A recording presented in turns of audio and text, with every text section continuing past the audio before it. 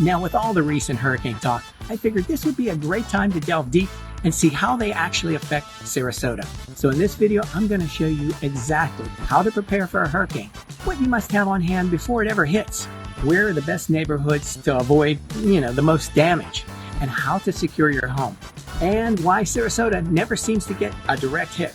And if you stick with me until the end, I'm going to share with you a little known secret that I discovered years ago that may help your home survive when your neighbor's exact home may not. Here's our little how-to guide on hurricanes.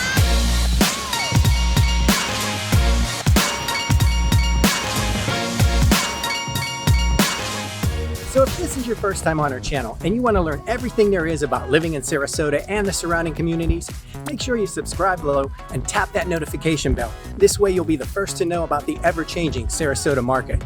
My name's Rob Rovnak and I've lived in the area for over 30 years. And every day we get calls, texts, and emails from people just like you wanting to know about Sarasota. So whether you're moving in 1 week or 1 year, reach out to us. We'll be happy to help you make a smooth move to sunny Sarasota. So you've got a hurricane barreling down upon you. What's the first thing you should do? A, go to the beach and see how high those waves are looking. B, go to the liquor store and load up, as you might have a lot of time on your hands and you've heard that hurricane parties are quite fun. C, go to the store and load up on water and supplies. Or D, make sure all your important documents are in a safe, watertight place. Now, if you answered D, yes, you're correct. You put all your important documents in a Ziploc bag and then make sure that they're in maybe a portable safe in case you might have to evacuate. Now, for those of you that said C, go to the store, well, that was kind of a trick question. Going to the store and loading up on water and supplies is something you need to do before hurricane season starts. These are non-perishables, so you can use them after the season. Now, before we look at how to protect your property, let's look at what you should absolutely have on hand before every hurricane season. And then we'll point out some other options, if you can afford them, that will make life easier after the storm. Once again, never wait. Get your supplies at the start of the season. Stock up on toilet paper, disinfectant, canned goods, and tons of water. And don't misplace that can opener. Now, hurricane supplies can often be purchased on a state-supported tax-free weekend. And things like batteries and plenty of flashlights, those are obvious. But a phone charger that can be plugged into a car or a portable recharging device that can recharge your phone is a great idea, along with an emergency weather radio. I like the kind that you can crank without even having to plug it in or have a battery. And first aid kit, that's a smart idea too, but also remember to have 2 weeks worth of medications. Boots and gloves are essential. And remember, stores that open right after, they may not have electronic devices that are working, so you should also keep a stack of small bills to pay for things in cash. During hurricane season, anytime I see a storm brewing, I like to keep my cars fueled up and I fill up an extra 5-gallon gas can. And I also like to keep an extra full propane tank for the grill or the generator. Our local ABC affiliate, ABC7, provides a great hurricane guide that covers many of these tips. Or reach out to me at any time and I'll send you a copy of all these tips. If you do have to go to a shelter, let your friends and family know where you'll be. Here are a few items to bring to the shelter.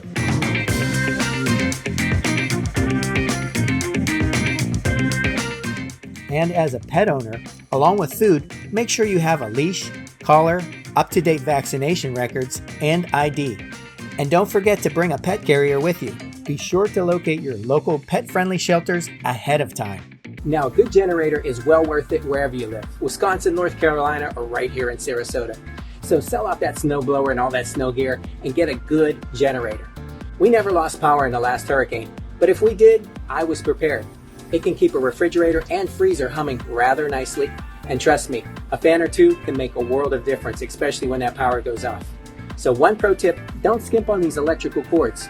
If you run one that's too small in amperage, you can put stress on your refrigerator or blow out or fry apart.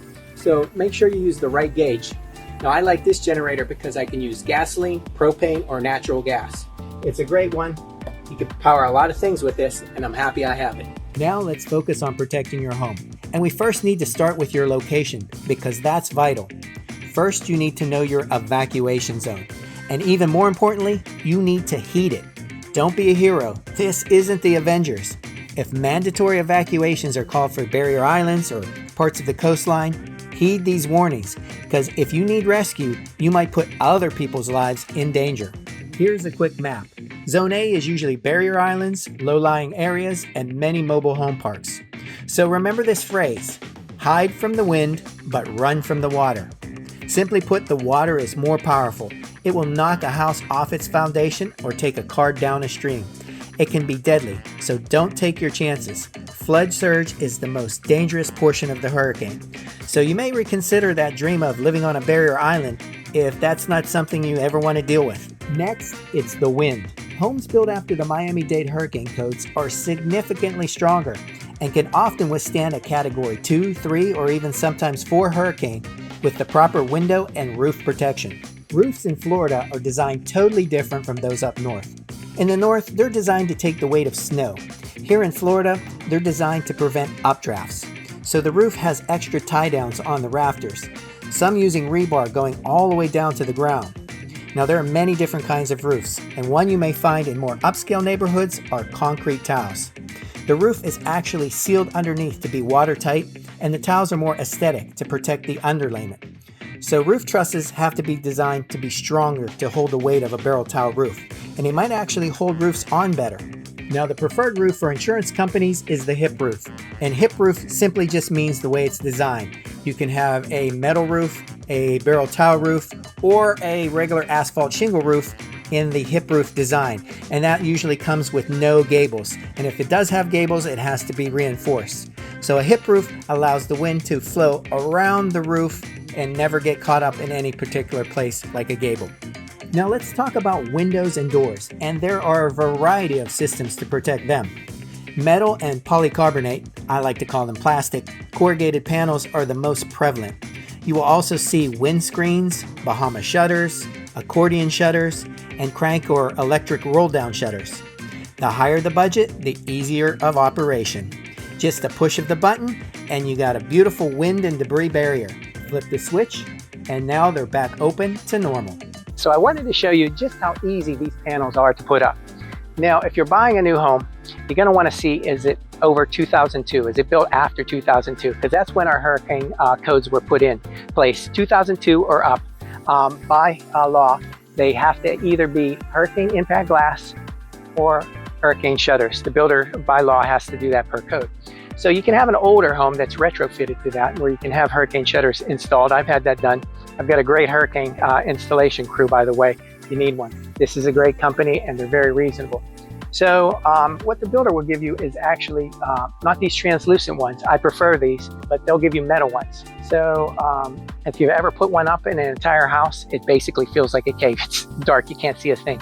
So it's great to replace some of these with some translucent ones. This way you can see out, know what's kind of happening, and you get some natural sunlight, especially if you have them up for a couple of days. One other thing that the builder's going to give you when they're metal, they're just going to be screwed in at the top and the bottom like this.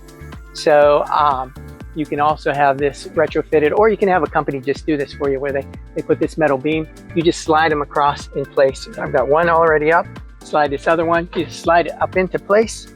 You've got these wing nuts on here, very simple. I'll show you how it comes off.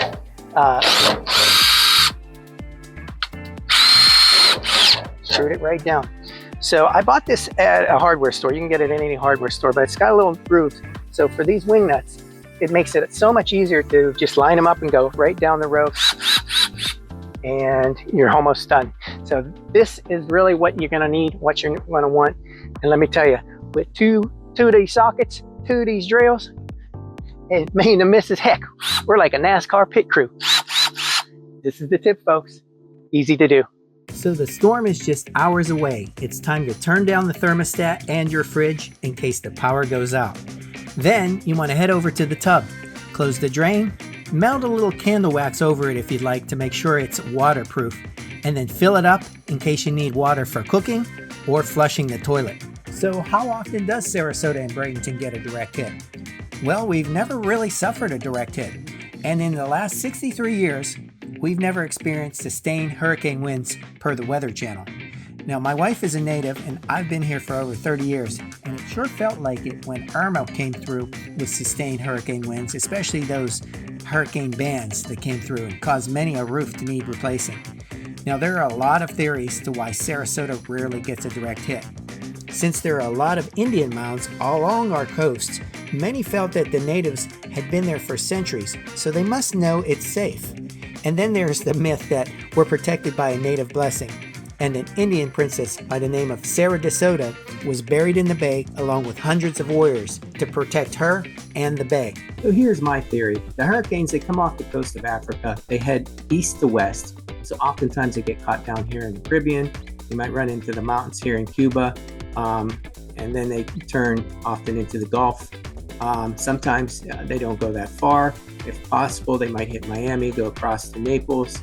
Oftentimes they come down and then they get caught up in the Gulf Stream, and then they head out to larger waters here in the Atlantic. And let me clear this out here. But they can take any different paths and hit many different islands and obstacles here. But that's why you often see Houston, New Orleans, all this area get caught up in the Gulf, because that's kind of a usual path. So for one to hit us directly, what would have to happen is that it meanders out through here, and then there'd have to be a weather front to push it back directly into us. And instead of going east to west, it would go west to east. So that's how we get hit by hurricanes. It's rare, but it still could happen. So what about flooding? Well, where water flows in which direction is very important. And one of the most recent changes to how water flows and is held is out east. Let's take a look. So here we are on top of what we locals affectionately call the hill. It's 360 acres of preserve land right here on the eastern side of Sarasota, the eastern suburbs. And behind me, if you see the wetlands and everything, it got its name from Celery Fields because that's what they grew here. In the 1920s, they grew lots of celery. And where I-75 is, that used to be a train line going north to south, and every day they would ship boxes and boxes of celery up north. But in the 80s and 90s, there was some flooding in the eastern neighborhoods. So the county commissioners got together and they created a flood plain or basically flood control out here. So they dug canals, and now when it rains heavily, a lot of the watershed goes this way, and it's really smart, a really smart idea, and it works really well. So it has a dual purpose. It's a nature preserve and it's a flood control. Great idea, and it's a beautiful park. So I mentioned I was going to share a little secret with you that I learned 20 years ago. Now this is back in Port Charlotte and Punta Gorda. So 2004, I believe, was when Hurricane Charlie came through. And this was a Category 4 storm. So this was a real high, heavy-duty hurricane. So we got called out right after the storm, a lot of houses, and they said, come evaluate, what do you think? And we drove up to these $1 million mansions, beautiful, luxurious homes right on the water. Pulled up, got out of the car, and we're looking around and going, there's nothing wrong. Where's the damage? And then we walk around to the back of the house, and that's where we discovered a lot of the roofs had been pulled off.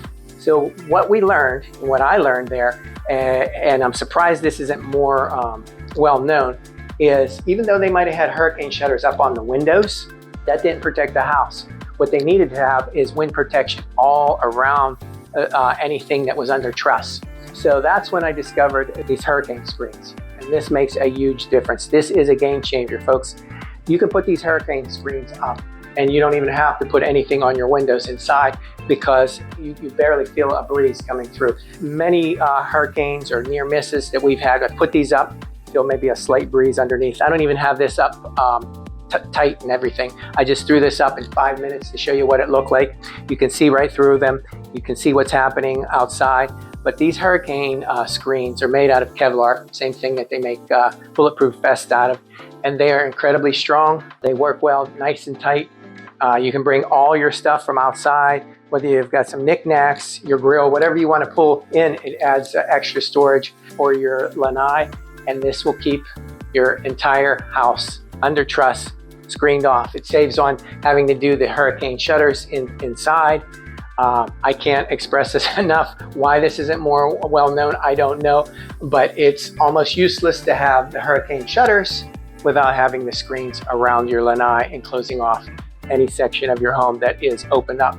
Because these lanais, like I said, I'm not an aerospace engineer, but for some reason this acts like an airplane wing, and the air gets up underneath, and that's what kind of tugs at the roof. When you have this, you have no air coming in, basically a breeze at the most, and I think it takes away about 90 to 95% of the wind. This is an amazing thing, folks.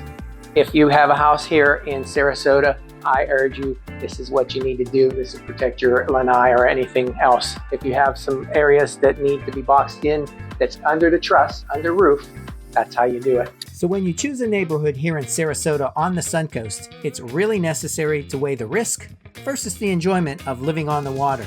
And every community has its advantages and disadvantages. I've certainly formed many opinions on these over the years. And I chose to live inland, where I don't have to evacuate, and I'm high enough from lake or creek flooding, and I'm also in a home built after 2002, with a hip roof made of barrel concrete tiles. Now, if you'd like to get a copy of our hurricane guide, our storm vendors, or any other information, make sure to reach out to us today. For Living and Buying in Sarasota, I'm Rob Rovnak. I'll see you on the next one. Bye for now.